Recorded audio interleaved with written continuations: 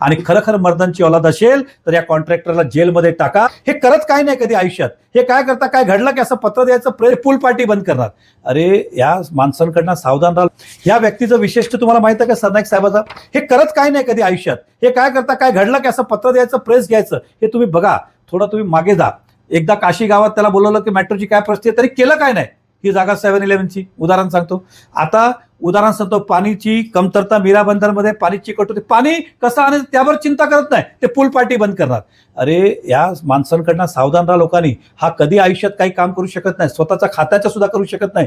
या सरनाईक साहेबांनी Bhayandar वेस्टला ST डिपोचं October महिन्यात उद्घाटन केलं, अजून तिकडे पाणी हल्लं नाही, काय काम तर पाणी हल्लं नाही। आणि मी चॅलेंज लावतो आपल्या माध्यमातून, सरनाईक साहेबांनी स्वतःची खात्याची कामं जे मंजूर केली भाईंदरला ते करून दाखवावं। मी जे बोलेल ते हारेल, हे तर त्याच्या बस की बात नाहीये। आणि तरी सांगायचं असेल तर एकनाथ शिंदे साहेबांचं खातं आहे, जाओ पकड़ो, जेल में डालो कॉन्ट्रैक्टर को।